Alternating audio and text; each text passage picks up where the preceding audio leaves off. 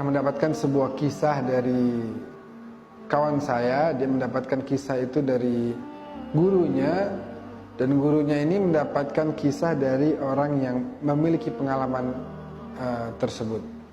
Jadi ceritanya, ada seorang ulama yang merupakan tokoh di masyarakat. Kemudian setelah masa tuanya itu, kemudian matanya ini menjadi tidak bisa melihat.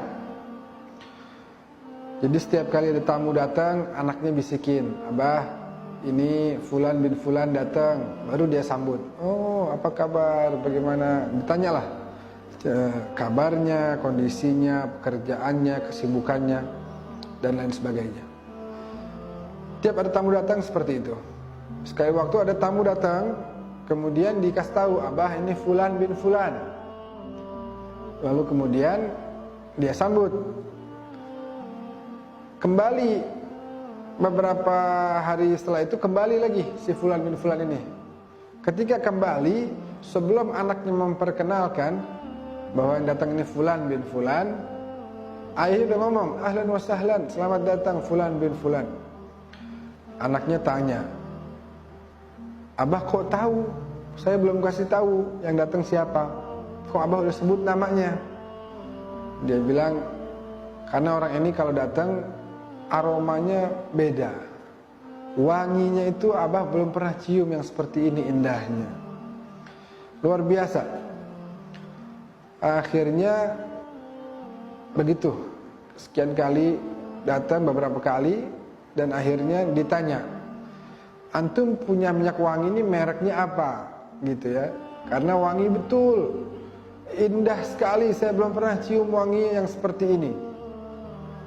"Apa mereknya? Seperti apa cara buatnya?"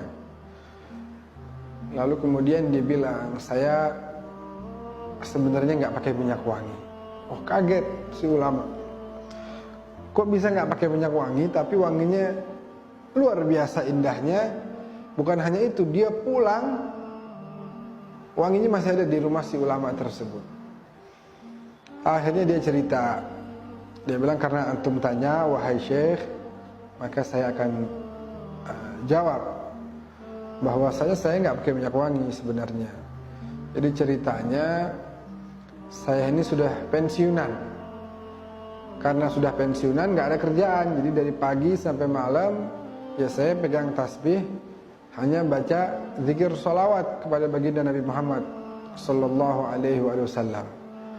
Baca sholawat tanpa menghitung jumlahnya. Pokoknya nggak berhenti.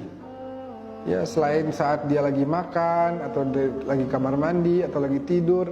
Selain waktu itu, dia terus bersolawat kepada baginda Rasulullah sallallahu alaihi wasallam. Akhirnya dia cerita, sekali waktu setelah berjalan sekian lama, saya dalam tidur mimpi. Dalam mimpi saya ini, saya melihat ada baginda Rasulullah sallallahu alaihi wasallam. Lalu sebelah kanan saya ada 2 orang, sebelah kiri saya ada 2 orang. Kami berlima memandang ke arah Nabi dengan penuh kecintaan dan kerinduan yang sangat mendalam. Lalu kemudian Nabi bertanya kepada kami, "Man minkum aktsaru salatan alayya?" Siapa dari kalian yang paling sering baca selawat? Nah, saya tidak berani jawab, karena walaupun saya memang banyak, tapi jangan-jangan sebelah kanan kiri saya ini lebih banyak. Lalu kita semua berlima diam. Nabi kedua kalinya bertanya, "Siapa yang paling banyak sholawat dari kalian berlima?" Siapa? Sampai 3 kali. Setelah 3 kali tidak terdengar jawaban dari kami, kemudian Nabi menunjuk ke arah saya. "Anta, kamulah yang paling banyak baca sholawat sama saya. Taqaddam ilayya, majulah." Lalu dia cerita, saya maju dalam keadaan menunduk begitu, berjalan ke arah Nabi menggunakan lututnya. Sampai ke depan Nabi, Nabi peluk saya. Setelah itu selesai, mimpinya berhenti di situ. Nah, bangun tidur, tiba-tiba aroma tubuh saya menjadi wangi yang luar biasa.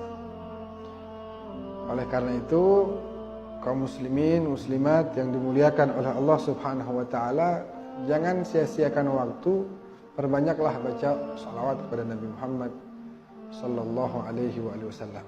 Lagi di jalan, lagi naik motor, naik mobil, jalan kaki, naik sepeda, ya, lagi di rumah, lagi isi waktu-waktu tersebut dengan membaca zikir salawat kepada baginda Nabi Muhammad sallallahu alaihi wasallam. Insyaallah kita semua jadi wangi juga dunia dan akhirat. Amin ya rabbal alamin.